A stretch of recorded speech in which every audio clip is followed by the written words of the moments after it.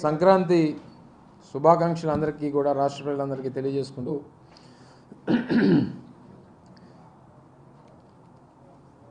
ఇప్పుడే కొన్ని ఛానల్స్ అన్నీ కూడా చూస్తున్నప్పుడు వాస్తవానికి స్పందించకూడదని చెప్పి అనుకున్నప్పటికీ కొన్ని ఎల్లో మీడియా ఛానల్స్ అన్నీ కూడా ఏదో గొప్ప విజయం సాధించాం, చంద్రబాబు నాయుడు గారికి ఏదో ఊరట కలిగింది, ఆయన సుప్రీంకోర్టులో వేసినటువంటి ఎస్ఎల్పికి సంబంధించి ఏదో ఆయనకు అనుకూలంగా తీర్పు వచ్చినట్టుగా కొన్ని టీవీ ఛానల్స్ చిత్రీకరించేటువంటి ప్రయత్నం చేస్తూ ఉన్నాయి.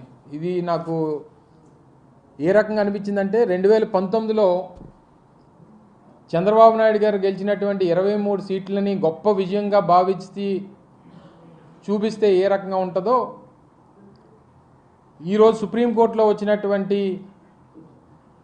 తీర్పు చూసిన తర్వాత వీరు చూపిస్తున్నటువంటి, వీరు చిత్రీకరిస్తున్నటువంటి, వీరు షోకేస్ చేస్తున్నటువంటి వారి అభిప్రాయాన్ని ఆ రకంగానే చూడొచ్చు అనేటువంటిది నా అభిప్రాయం. అసలు జరిగినటువంటి కేసు కానీ,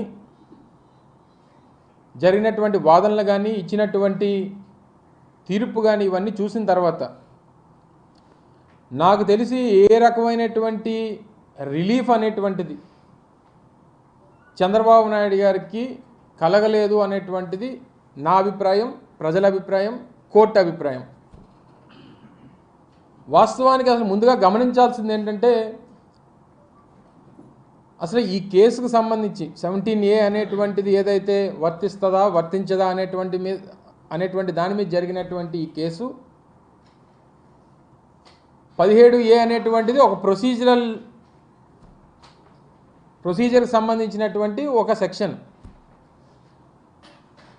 అందులో భాగంగా 2018 చివరిలో ఇచ్చినటువంటి సెక్షన్ ఏదైతే అమల్లోకి వచ్చిందో, స్కిల్ స్కామ్ అనేటువంటిది 2015 నుంచి 2018 మొదటి అంకంలోనే అప్పుడు ఉన్నటువంటి కేసు రిజిస్టర్ చేయాలని చెప్పి రావడం, ఇవన్నీ సెక్షన్ అమలుకు రాకముందు వచ్చినటువంటిది కాబట్టి ఇది వర్తించదు అనేటువంటిది సిఐడికి సంబంధించి కానీ లేదా ఇన్వెస్టిగేషన్ ఏజెన్సీకి సంబంధించినటువంటి వాదన. సో ఈ క్రమంలో చంద్రబాబు నాయుడు గారు కానీ, వారి పార్టీ కానీ, వారికి సంబంధించినటువంటి మనుషులు కానీ, లేదా వారి తరపున లాయర్లు కానీ ఈ రోజు వరకు ఎక్కడా అసలు మేము తప్పు చేయలేదనేటువంటి మాట ఎక్కడా మాట్లాడట్లేదు. పోనీ వేసినటువంటి కేసు కూడా అసలు ఈ కేసుకి మాకు సంబంధం లేదని కానీ, లేదా నేను అవినీతికి పాల్పడలేదని కానీ, ఈ 360 కోట్ల 350 కోట్లకు సంబంధించినటువంటి ప్రజాధనాన్ని, ప్రభుత్వ ధనాన్ని నేను దోచుకోలేదని కానీ ఎక్కడా కూడా ఈ వాదనలో కానీ వారు చెప్పేటువంటి సమాధానంలో కానీ లేదు. మీరు గవర్నర్కి చెప్పలేదనో, స్పీకర్కి చెప్పలేదనో, ఏదైతే చట్టం 17A చెప్తుందో దాన్ని ప్రొసీజర్గా ఫాలో కాలేదు కాబట్టి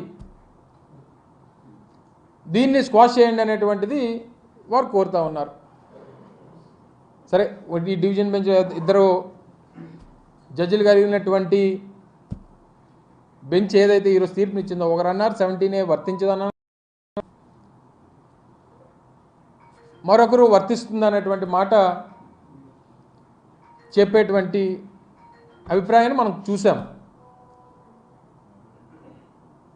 చెప్పినటువంటి వారు కూడా కామన్గా చెప్పినటువంటిది ఏంటి, ఇన్వెస్టిగేషన్ ఏజెన్సీ చేసినటువంటి ప్రొసీజర్ రిమాండ్కి తీసుకోవడానికి సంబంధించి కానీ, లేదా జరుగుతున్నటువంటి ఇన్వెస్టిగేషన్ కానీ అవి పద్ధతి ప్రకారమే జరుగుతున్నాయి తప్ప ఎక్కడా కూడా ల్యాప్సెస్ అనేటువంటివి లేవు అనేటువంటిది కామన్ అభిప్రాయాన్ని వాళ్ళు వ్యక్తపరచడం జరిగింది. గతంలో కూడా ఇలాగే 2015లో ఓటుకు నోటు కేసు దొరికిపోయినప్పుడు కూడా ఈ రకమైనటువంటి వాదన చేసి సెక్షన్ 8 అమల్లో ఉంది హైదరాబాద్లో, మీకు పోలీసులు ఉన్నారు, మాకు పోలీసులు ఉన్నారు, మీకు ఏసీబీ ఉంది, మాకు ఏసీబీ ఉంది, మేము ఫోన్ ట్యాపింగ్ చేయగలం అని ఈ రకమైనటువంటి వితండవాదం చేసి తప్పించుకునేటువంటి ప్రయత్నం చేశారు. సరే, అవన్నీ కూడా కోర్టులో నడుస్తూ ఉన్నాయి. ఇప్పుడు జరుగుతూ ఉంది. గతంలో మేము అనేక సందర్భాల్లో గవర్నమెంట్ ఆఫ్ ఆంధ్రప్రదేశ్ ఏం చెప్పింది, గతంలో అనేక కోర్టులు, దాదాపు 6 కోర్టులు సెక్షన్ 17A అనేటువంటిది వర్తించదు, అది ఏ రోజైతే అమల్లోకి వచ్చిందో అమల్లోకి వచ్చిన తర్వాత జరిగినటువంటి ఇటువంటి క్రిమినల్ అఫెన్సెస్ లేకపోతే ఇటువంటి కరప్షన్ అలిగేషన్స్ ఇవన్నీ కూడా ఆ చట్టం అమల్లోకి వచ్చిన తర్వాత చేస్తే అవి వర్తిస్తుంది తప్ప లేకపోతే లేదు అనేటువంటిది 6 కోర్టులు చెప్పినాయి. దాదాపు 6 హైకోర్టులు చెప్పినాయి. మరి అంత క్లియర్ కట్గా ఉన్నదాని మీద అది బేస్ చేసుకొని గవర్నమెంట్ ఏజెన్సీస్ కానీ ఇన్వెస్టిగేషన్ ఏజెన్సీస్ కానీ గవర్నమెంట్ ఆఫ్ ఆంధ్రప్రదేశ్ కానీ ఫైట్ చేస్తూ ఉంది, క్లియర్ కట్గా కనబడతా ఉంది. ఈరోజు వచ్చినటువంటి ఈ తీర్పు చూసిన తర్వాత చంద్రబాబు నాయుడు గారు బోన్లో నిలబడి ఇన్వెస్టిగేషన్ ఏజెన్సీస్ సంబంధించి కానీ న్యాయస్థానం ముందు కానీ దొంగలా నిలబడి సమాధానం చెప్పాల్సినటువంటి అవసరం ఉంది. చంద్రబాబు నాయుడు అనేటువంటి వ్యక్తి 52 రోజులు జైలు శిక్ష అనుభవించి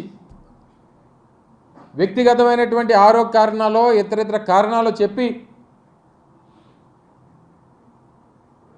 బెయిల్ మీద ఉన్నటువంటి ఒక దొంగే తప్ప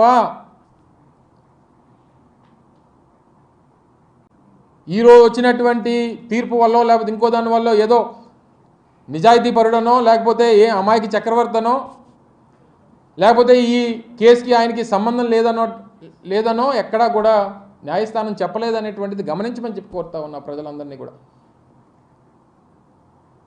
ఈ వచ్చినటువంటి తీర్పుని వారికి నచ్చినట్టు ఈరోజు సుప్రీంకోర్టు చీఫ్ జస్టిస్ నేతృత్వంలో ఉన్నటువంటి దానికి వారు బదలాయించారు.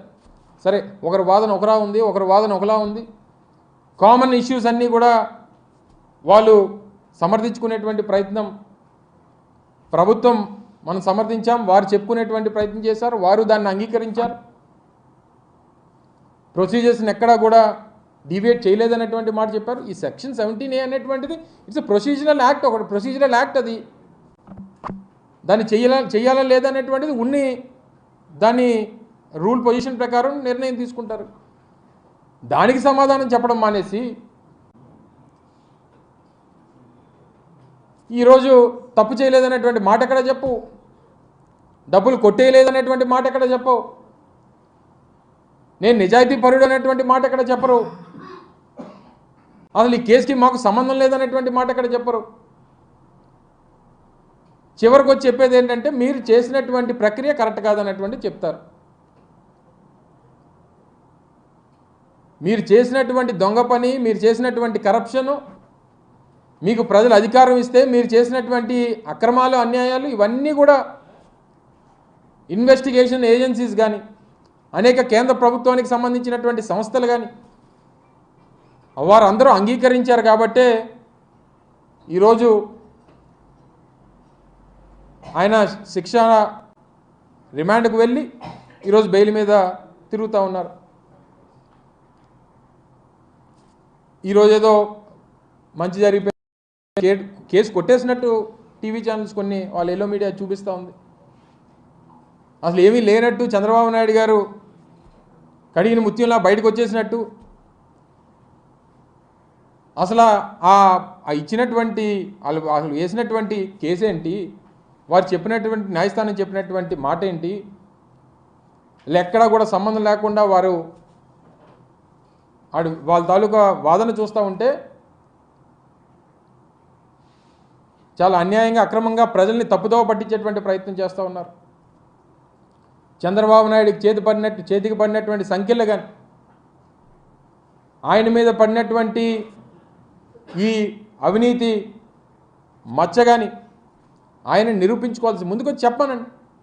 న్యాయస్థానం ముందు నేను నిలబడి చెప్తాను, బోన్లో నిలబడి నేను తప్పు చేయలేదనేటువంటి మాట చెప్తాననేటువంటి మాట ఈరోజు వరకు గడిచినటువంటి 4-5 నెలలుగా ఆయన మీద కేసు ఇదంతా కూడా నడుస్తుంది. ఈ రోజు వరకు ఎక్కడ మాట్లాడు దాని మీద ఎక్కడ చెప్పడు, నేను తప్పు చేయలేదనేటువంటి మాట చెప్పడు ఎక్కడ. వీటన్నిటికన్నా మించి రేపు ప్రజల ముందు ప్రజాక్షేత్రంలో ప్రజలు నిర్ణయిస్తారు. సరే, న్యాయస్థానం, ఈ ప్రొసీజర్స్, ఈ చట్టాలు, మనకున్నటువంటి ప్రక్రియలు ఇవన్నీ సాగుతూ ఉంటాయి. ఎండ్ ఆఫ్ ది డే ప్రజలు చంద్రబాబు నాయుడు చేసినటువంటి తప్పుని గమనిస్తూ ఉన్నారు. తప్పకుండా ప్రజాకోర్టులో మరొకసారి శిక్ష పడేటువంటి పరిస్థితి దగ్గరలో ఉంది అనేటువంటి మాట ఈ సందర్భంగా మీ ద్వారా మరొకసారి తెలియజేస్తా ఉన్నా.